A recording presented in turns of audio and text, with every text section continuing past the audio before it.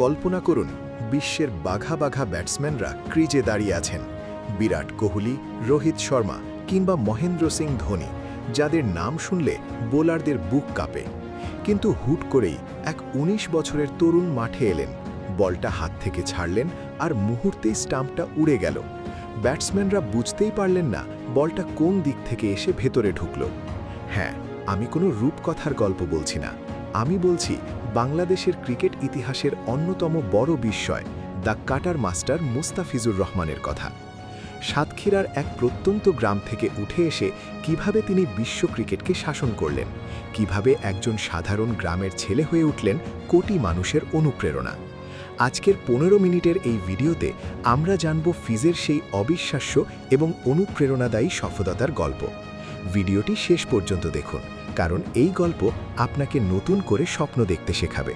১৯৯৫ সালের ৬ সেপ্টেম্বর সাতক্ষীরার কালীগঞ্জ উপজেলার তারালি গ্রামে জন্ম নেন মুস্তাফিজুর রহমান। ছোটবেলা থেকেই ক্রিকেটের প্রতি ছিল তার অন্যরকম এক টান। তবে মজার ব্যাপার হলো, মুস্তাফিজ প্রথমে ব্যাটসম্যান হতে চেয়েছিলেন, কিন্তু তার বড় ভাই মোখলেসুর রহমান ফিজের ভেতরের পেস বোলিংয়ের প্রতিভাটা টের পান। প্রতিদিন ভোরে মোটরসাইকেলের পেছনে বসিয়ে মুস্তাফিজকে ৪০ কিলোমিটার দূরে সাতক্ষীরা গণমুখী ক্লাবে অনুশীলনের জন্য নিয়ে যেতেন তার ভাই। ভাইয়ের এই আত্মত্যাগী মুস্তাফিজের ক্রিকেট জীবনের ভিত্তি গড়ে দেয়। ২০১২ সালে ফিজ ফাস্ট বোলারদের একটি ট্রায়াল দিতে ঢাকায় আসেন। সেখানে বিসিবির কোচদের নজর কাড়েন তিনি। এরপর তাকে অনূর্ধ্ব ১৯ দলে সুযোগ দেওয়া হয়। ২০১৪ সালের অনূর্ধ্ব ১৯ বিশ্বকাপে তিনি নিজের জাত চেনান। ঘরোয়া ক্রিকেটে দারুণ পারফর্ম করে খুব দ্রুতই নির্বাচকদের নজরে চলে আসেন এই তরুণ।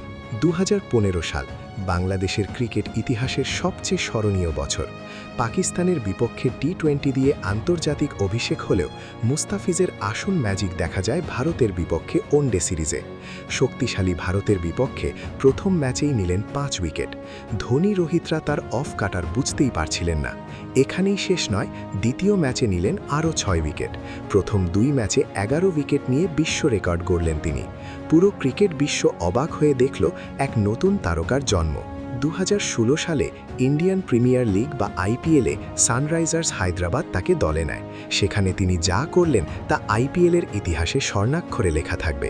১৭ ম্যাচে ১৭ উইকেট নিয়ে দলকে চ্যাম্পিয়ন করতে অন্যতম প্রধান ভূমিকা রাখেন।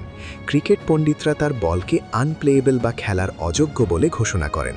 সেই আসরে তিনি emerging player of the tournament হন, যা কোনো বিদেশি ক্রিকেটারের জন্য প্রথম ছিল। সারা বিশ্বে তখন একটাই নাম গুঞ্জরিত হচ্ছিল, ফিজ। সাফল্যের ঠিক পরপরই মুস্তাফিজের জীবনে আসে এক কঠিন পরীক্ষা। কাঁধের ইনজুরির কারণে তাকে অস্ত্রোপচার করাতে হয়। ইনজুরি থেকে ফেরার পর ফিজে সেই আগের ধার কিছুটা কমে গিয়েছিল। অনেকেই সমালোচনা শুরু করেছিলেন, বলেছিলেন ফিজের ক্যারিয়ার শেষ। কিন্তু মুস্তাফিজ দমে যাননি। তিনি কঠোর পরিশ্রম করেছেন, নিজের বোলিংয়ে বৈচিত্র্য এনেছেন এবং আবারও দলে নিজের অপরিহার্য প্রমাণ করেছেন। এখনও ডেথ ওভারে বাংলাদেশের অন্যতম সেরা ভরসার নাম মুস্তাফিজুর রহমান।